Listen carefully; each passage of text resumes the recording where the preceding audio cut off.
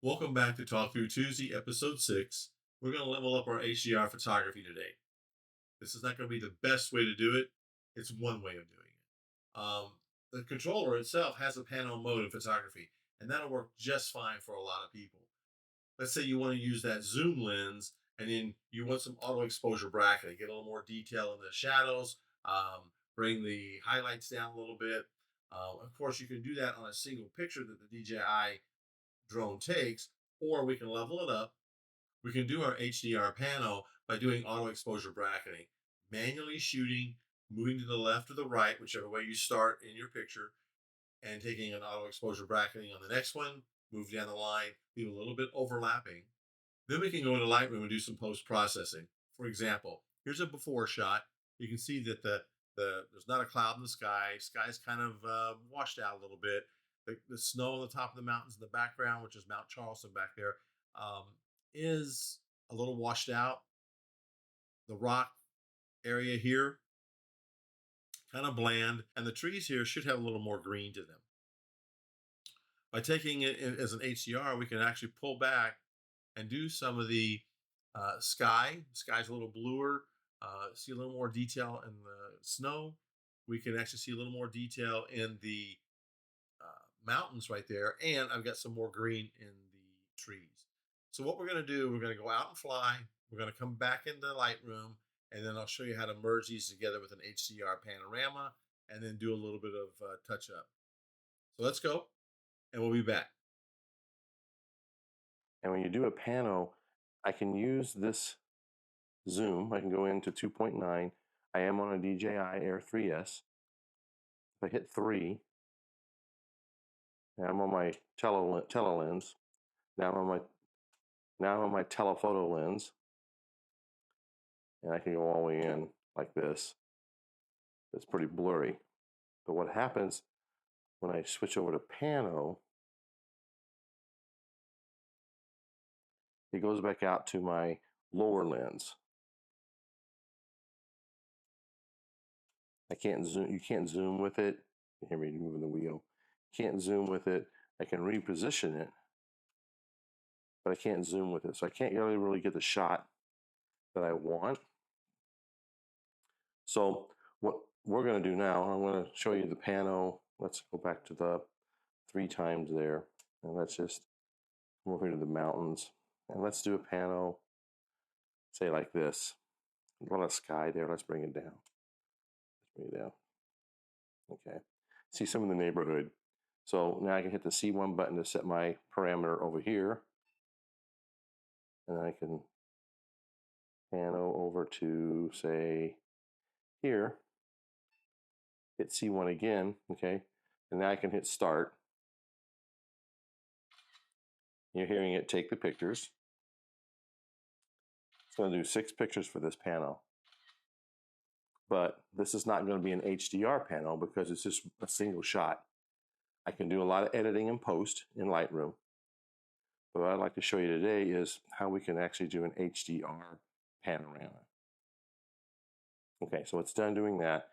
Let's take it out of panel mode. Take it down to photo. And we're going to do an AE. We're going to do an AE burst. Ooh. Okay, let's take it out of pro mode for a second. There we go. I'm doing this all in auto, but you can see now I have the ability to zoom way in. I probably wouldn't do it 9 times just because it's going to get blurry. But now I can actually, on my AE burst, I'm going to do 3 shots. And I'm going to go, let's say, let's zoom in a little bit. So let's go 4.8 times on the zoom. So what I'm going to do is I'm going to take a burst, then I'm going to slide the camera to the right, take another burst, slide the camera to the right, take another burst, and then take another burst after sliding to the right a final time. So here's what we're going to do now. We're going to do this. And what's nice about the drone is it does keep a good level on the gimbal. So let's go ahead and do this. Let's take 3 shots, excuse me. We're going to take 3 shots. Okay, and after it gets done,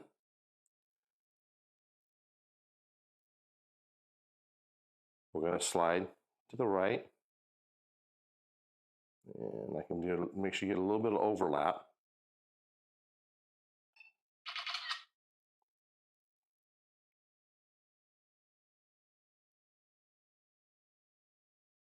Okay, and we go one, a little bit of overlap.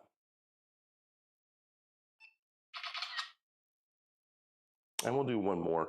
We may not use them, but it's always better to have some extra if you want. So I'm going to go one more over this way. There. So now what I've done is I've manually been able to zoom. I can manually frame the shot. I can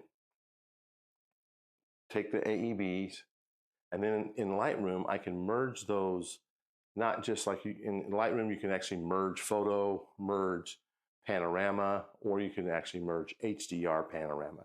It will actually take the AEB shots, merge them together, stitch all the AEB shots together, and then I have this dynamic range that I can play with in Lightroom that will give me some more detail, highlights, shadows, things like that. So let's take it into Lightroom. I'm going to bring the drone back down, download the photos into Lightroom, and we'll go from Lightroom and show you the difference between the DJI Panorama single and Bob's, so to speak, Bob's HDR Panorama, which is the AEB shots put together. We'll come back into Lightroom when I get them downloaded into the library. Okay, so now we're back on the computer. We're going to go into Lightroom. We're going to launch Lightroom. And I've already imported these and put them in their own collection. So it's going to jump right to it. I have not done the panel yet. So here are the 12 shots that we just got through taking. It's the ones to the far left, a little bit into the right, another one into the right, and the further one. If you don't want to use this one out here, it just makes it a shorter panel. So what we're going to do is we're going to hit Control A.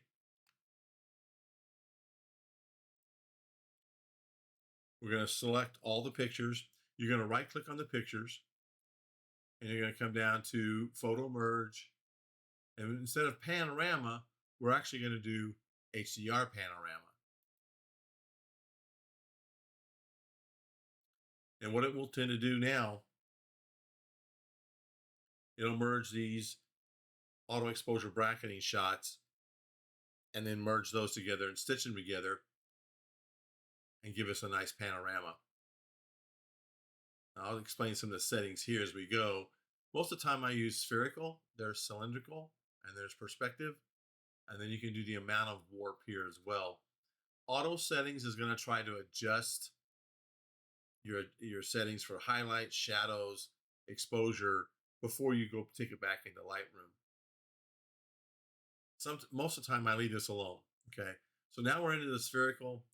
We can see boundary warp, and then if I move this to the right, you can see it start to move that picture a little bit. I've got it way up here. I cranked it over to the right. Let's move it back to where it was. Now this is pretty typical here to get this around. You can actually use fill edges or auto crop. Fill edges, it tries to do a AI generative fill, kind of like Photoshop does. And I'm not real wild about that. I would rather frame my shot a little extra so that I can do this auto crop. If I do the auto crop, you can see it just crops in a little bit, and then I can use the combination of the boundary warp. If I'm missing a tree or something that may be over here, I can take that and start to bring it. See how we introduce a little bit of lens curvature, if you want to call. The auto settings, I hardly ever use those because that's going to automatically adjust all the different highlights, shadows, exposure, tint to get you the best shot. And we want to do that manually. So after you get done with this, you would just go ahead and hit merge. After you hit merge, it's going to take these 12 pictures. We're going to merge them in. See up here, it's working.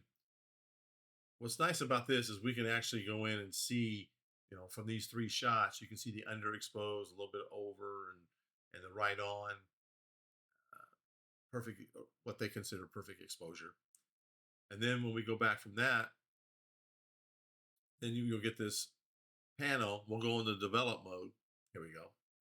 So here's our panel, and we're going to go into develop. I'm going to actually move this so we get a little more real estate.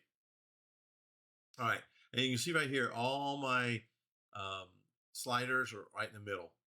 If I had done auto settings, these have been left and right, all that. So we can do some masking here. We can actually, right now, to me, that seems like it might be a little bit dark. So let's take up the exposure just a little. All right. Um, I like to have a little bit of contrast in my photos, so we'll bring up a little bit of contrast. You can see if I crank that contrast, it's way too much. This is like a fog. So we'll bring the contrast up just a little, just a touch. Highlights, you can see that the highlights, you do this, it actually brings out the brightness. I'll slide that to the right a little bit. Shadows, let's do this.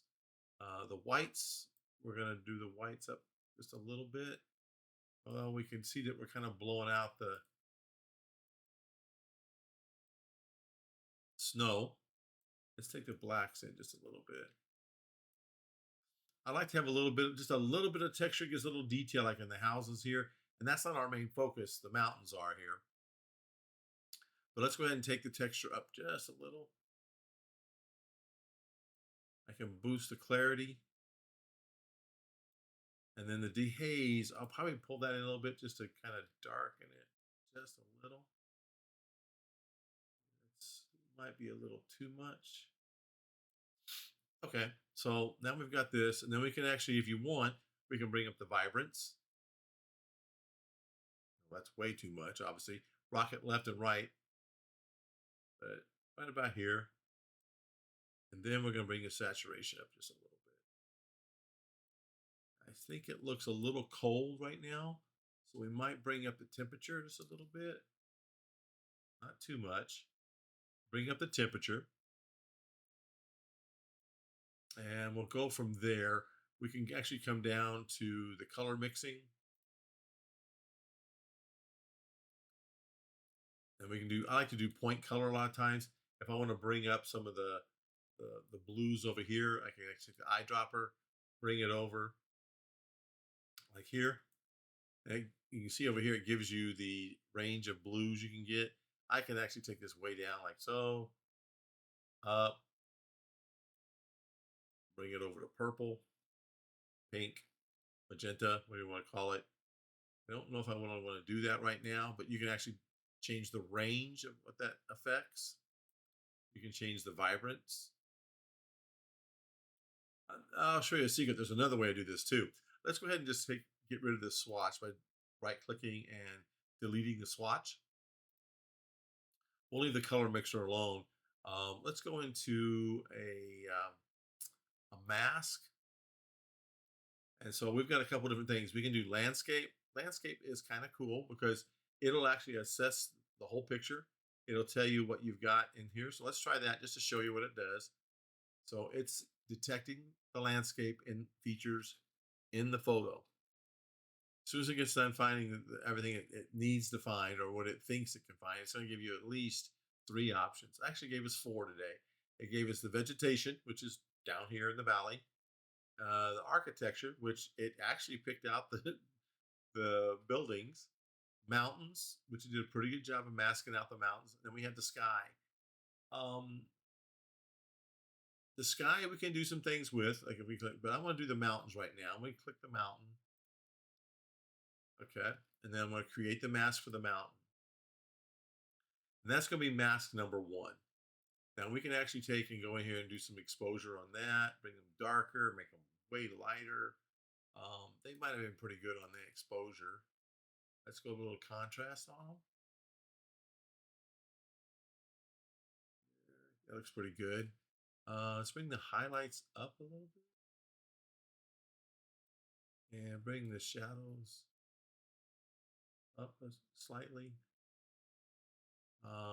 We can take the whites up and down. That's too much.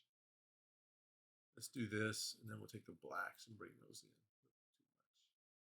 Sometimes these adjustments are just fine adjustments. You don't need to do a whole lot with. And in fact, right now, what we're doing, we're only affecting the mask. If I want to do the saturation, let's rock it back this way. We make black and white mountains in a color picture, or we can actually bring in the saturation quite a bit, which looks unnatural. So we'll bring it up just a little, maybe about 21 to 25. Yeah, let's bring it up about right there. All right, so now we can hit the mask again. It'll come back and say, if we say add a mask, you hit landscape again, and it'll say, all right, I've already assessed this picture. Let's do the sky, or let's do the vegetation. All right, so we'll do the vegetation now, create a mask. And this is where if we want, we can actually then do our color on this. We'll do the saturation on it. Let's bring it to saturation.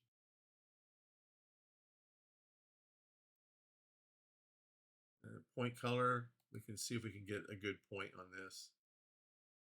Most of this is all kind of a brownish. You want to try to find something kind of green. It's dark.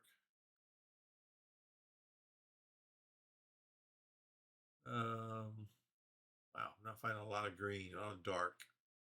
This green, there might be some green.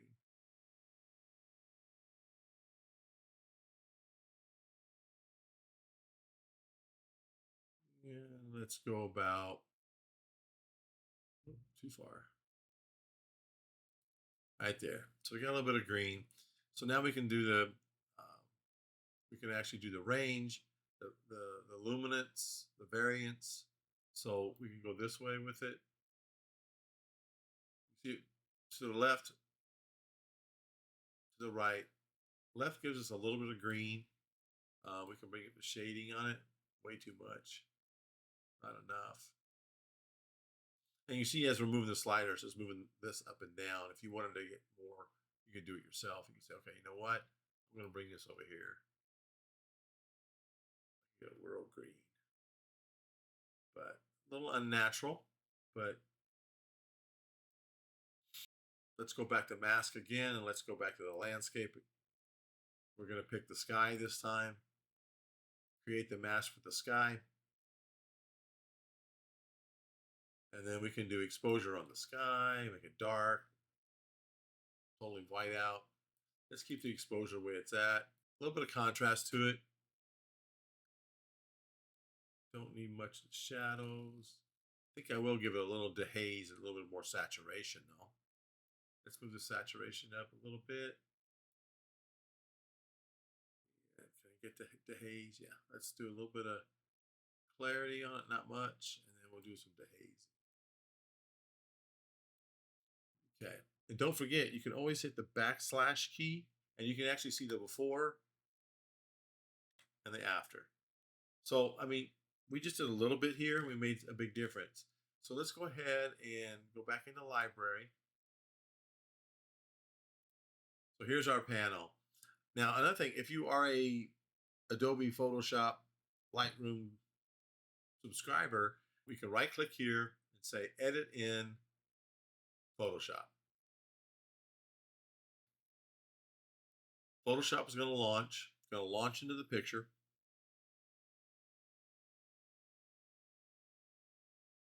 And as this launches, we go up here to edit, come down to sky replacement. Photoshop will do a pretty good job of trying to find the sky. All right, and it'll, right now this was a puffy cloud one. Doesn't look real natural to me, so let's find something else. Maybe this one. Maybe not. Let's try something. Too dark. And you can see Photoshop does a good job of keeping this to match the sky.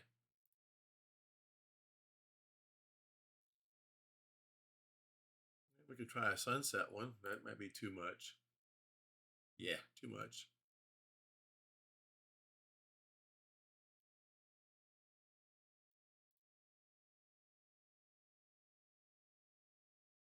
It's not bad there, but now we got mountains in the background of the mountains.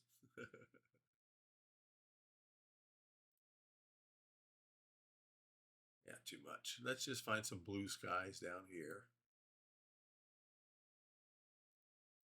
Maybe this one. And that was not bad. So let's take this one for a second. We can adjust, we can shift it.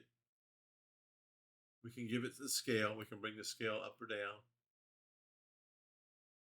We'll bring it down here like so.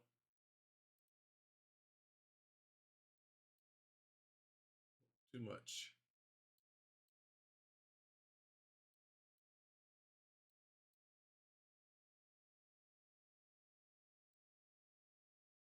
And you can adjust it in the background if you want. Let's bring that scale up back a little bit. Don't take it this way. So what you'll do then is you can actually hit exit out, save it. What it'll do is it'll take it back into Lightroom as a secondary picture. I can show you one that I did the other day with it. And we'll jump up to the HDR panels and take my yellow filter off, and you're going to see kind of the difference we've got here. We've got like the before.